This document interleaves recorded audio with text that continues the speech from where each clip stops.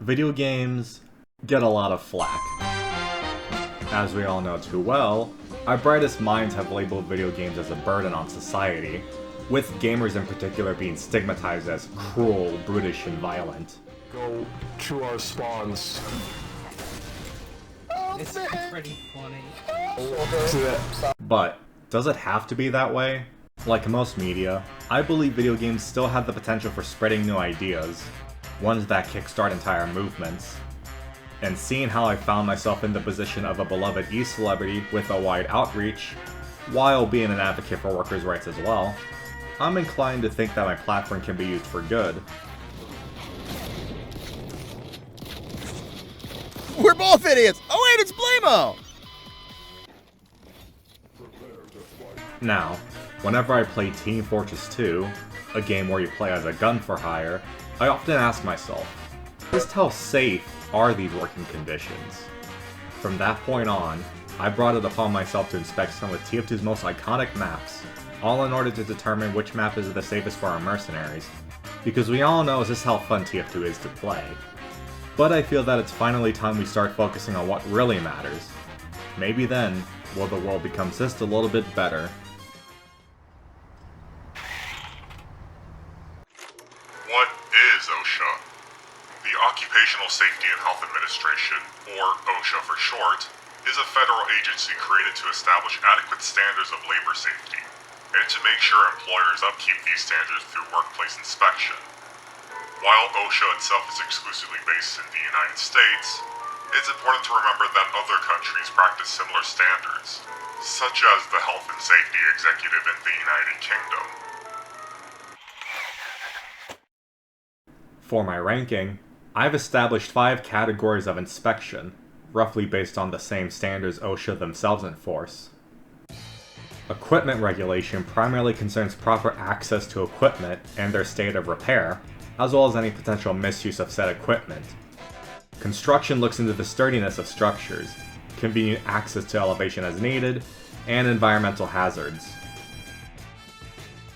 Fall protection, as the name itself implies, deals with great heights and how to best avoid falls. Hazardous materials focuses on exposure and storage of potentially harmful substances.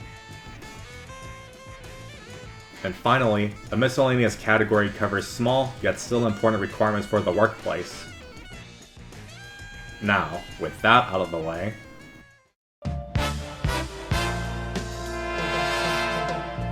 Two Fort might as well be the most iconic map in the game, but will it be just as fondly remembered after inspection? Fresh out of Red's spawn, it seems that medical supplies are readily available in not 1, but 2 cabinets. In the same vicinity, a fire alarm has also been installed. So far so good. It is here, however, that we run into our first issue. The shutter doors installed throughout the map are automatic, with no provided means of a manual override for any of them. What's wrong with having some simple handles here and there? Exiting to our right, we immediately notice the lack of guardrails, despite an elevation of more than 6 feet. And moreover, I very much doubt that these flimsy, wooden stairs could properly withstand the weight of a heavy weapons guy, whose minigun alone weighs 150 kilograms in fire. Which is roughly equivalent to 330 pounds. Oh, and that's not even accounting for the 8 other classes and the numerous weapons they carry. And for whatever reason, these nearby barrels are stored behind some wired fencing. Cycling back, there's an unsealed hole that one can easily fall through, as is also the case for the second spawn. They're not high enough to be fatal, but it's still enough to sprain an ankle at least. Venturing outward, a continued lack of guardrails means that nothing is stopping us from falling off of this 2-story building. Not helping matters is the rather makeshift foundation of Red's side, with a few boards visibly protruding outward, if not being outright broken. Blue's side doesn't fare much better, as it still shares many of the same issues, in addition to some grievances of its own. For one, a running train has been lazily boarded up, with its railway being uncontained. And let's not forget about the scattered barrels and sheets of metal.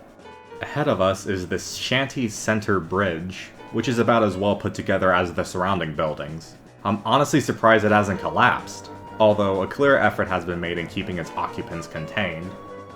Though that can't be said for the surrounding outskirts. as one can easily slip on one of these empty bottles tossed around, diving into the waters below. Nor are there ladders in sight for one to climb back up. Much to my shock and horror, I quickly found out that these very tunnels were connected to the surrounding sewer system. And it should be mentioned that 2 Fort's own water supply is contaminated with lead, and rather than dealing with the problem accordingly, all parties involved continue to carry on. Absolutely unacceptable. And take note of the various electronics within proximity to an area prone to flooding. Thankfully, this map provides us with a few key fire extinguishers in case of emergencies, all of which are of no use. In most other games, extinguishers tend to be overcharged, often to the point of lethality if shot at during a firefight. In most cases, this would be a violation of its own, but effectively having 0 extinguishers might even be worse. Not only do the surrounding electronics run the risk of catching fire, but you never know just when the environment could become flammable down here, and often suddenly for that matter.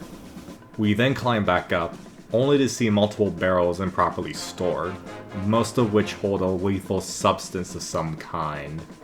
All in all, a bit of a rough start, I must say. But wait, we're not done just yet. Although this sign doesn't exactly incite much confidence. Moving forward, a downward staircase guides us, with guardrails installed to keep us in place. Thankfully for us, the minimum headspace required for staircases has been enforced. I'm able to traverse these stairs as the heavy weapons guy, who is canonically 6 feet and 4 inches tall, without much fault. The intelligence room ahead of us is the most well-maintained facility of the map, with the surrounding machinery still good as new, save for the stray electrical cords one could easily trip on. Although some attention has been given to a few select protocols, I can't help but feel disappointed at the end of the day.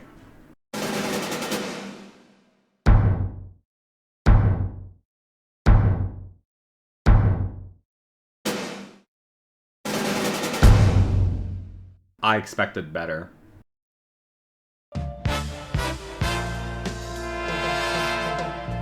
Now, personally speaking, High Tower might as well be one of my favorite maps to play, as its great heights allow for a wide open skybox to soar through. However, it seems that its sheer verticality might as well be its undoing on this fateful day, as no effort has been made in preventing the numerous falls that will occur at the center tower. What might be even more offensive though is the utter lack of protective measures for this map's cliff sides, which guarantee an even nastier tumble down. Upon closer inspection, it seems that both spawns were the only areas to have had guardrails installed, save for some caution tape here and there. Remember, falls are among the most common sources of serious work-related injuries and deaths, which is why such malpractice is considerably egregious.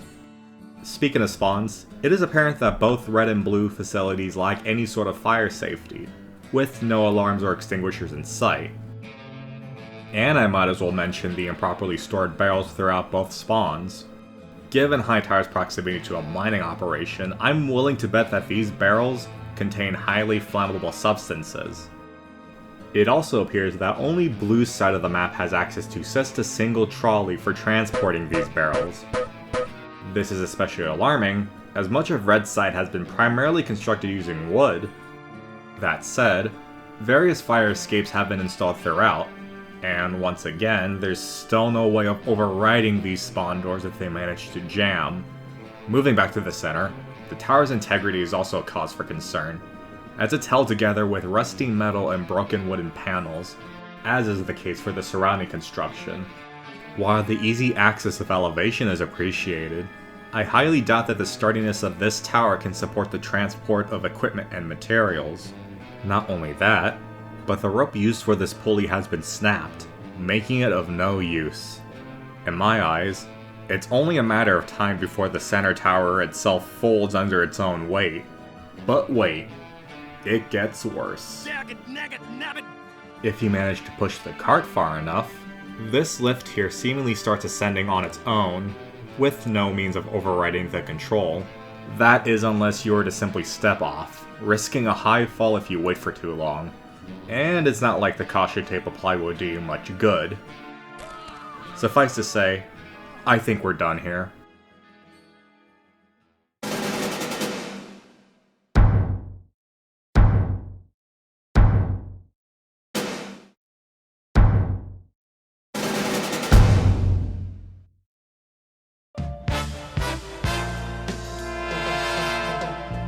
Over the years, CP Steel has proven to be quite the crowd favorite among competitive players alike.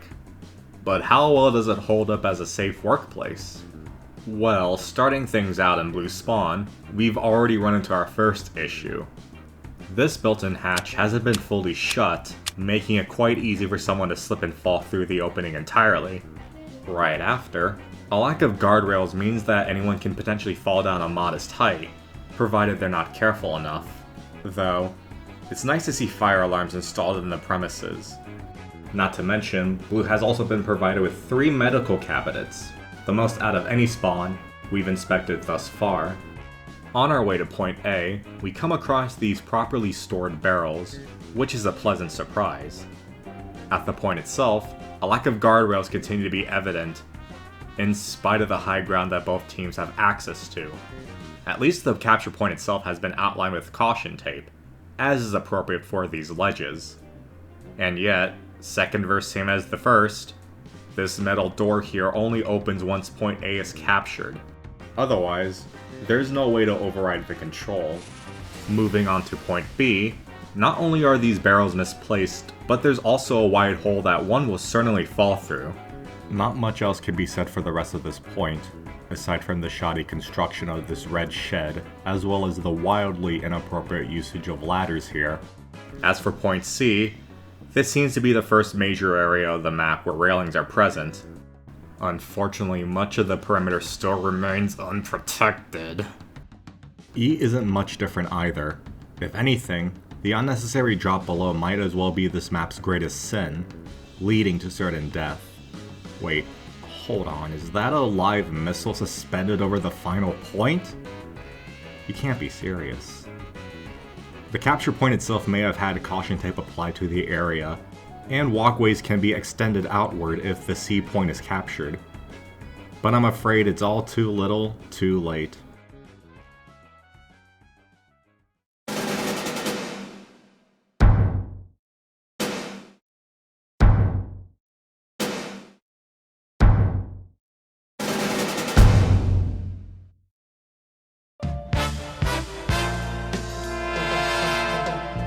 According to the US Department of Labor, working in a sawmill is considered to be one of the most dangerous occupations in the nation. It would only be natural that standards would be taken a bit more seriously, right? Well, there's only one way to find out. Stepping outside of spawn, and we can see that railing installation has been lackluster at best. Regardless, the nature of these makeshift ramps here is just as embarrassing, if not more so. Not only are they not secured properly, but their uneven construction makes anyone prone to tripping on one of the boards and falling at this height. Moving onto the center shed, we can see that this singular log is being suspended by a pair of cranes, which are currently unused and unrepaired. You never know when one of these cranes could break loose over some poor soul. Of course, we shouldn't forget the 2 large circular saws that, for God knows what reason, were left running and unattended. And I very much doubt that this small, singular mech kit will be of much use in a worst case scenario. Not to mention, these saws generate tons of noise, exceeding over 100 decibels when in use. And as far as I'm concerned, nor proper ear protection has been provided for our mercenaries, in case they didn't already go deaf from long-term exposure to gunshots and explosions 24/7. Even then, I have yet to come across any provided means for transporting logs. No conveyor belts, no trucks, nothing. Instead, we're given a few wheelbarrows scattered throughout the mill, one of which is tucked behind heavy piles of crates, planks, and tires. Such a lack of forethinking is problematic, as not only are workers risking physical injury from mishandling such heavy loads, but toxic sawdust can prove fatal in cases with no means of disposal. Really, I could go on, but we'd be here all day, and I need to make one last stop. Down in the basement, where the intelligence is, we can see that, oh, this whole room seems to have been flooded. Not only are we dealing with water damage, but all electrical equipment is now of no use. Additionally, there's always the chance that whatever wood cleaning chemicals are being used have contaminated the waters down here. But hey, At least a fire alarm has been installed, just in case this room were to somehow catch on fire. Up to this point, I already knew that I've made up my mind. Let's just move on.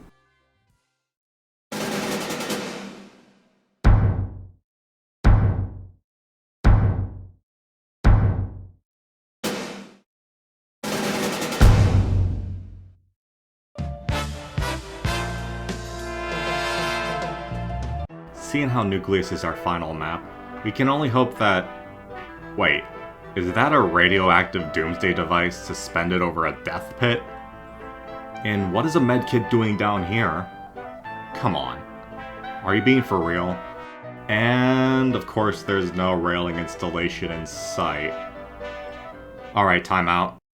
I remember there being an alternate version of the map, which was created for the community-curated Saxon Hail game mode, released long after the original map was made. Yeah, I'm confident that by now, mappers would have learned from over a decade of mistakes. Oh. Well, shit.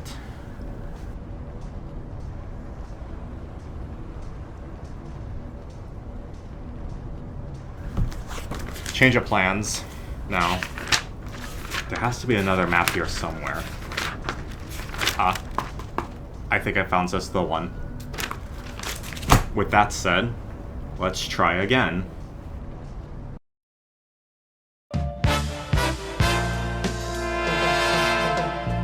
Alright, I doubt that any of us want to stay here for much longer, so I'll make this quick. Now, what do we have here?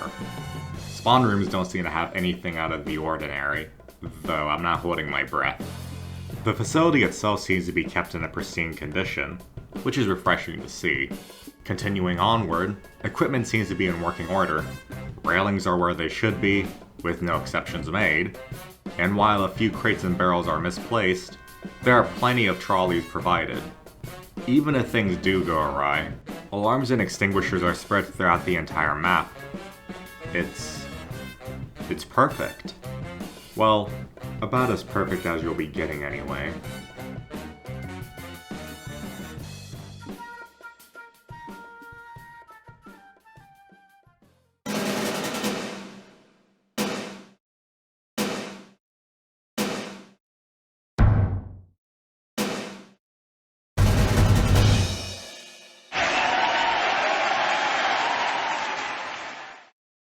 And there we have it.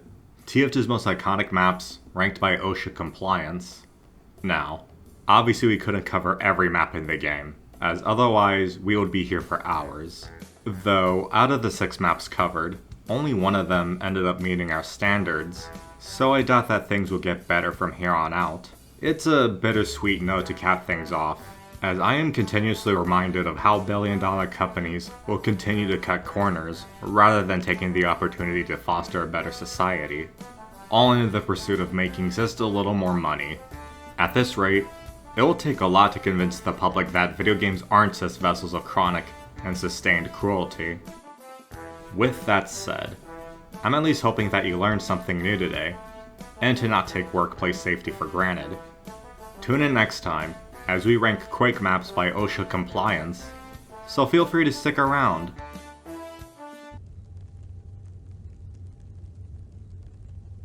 Fuck this.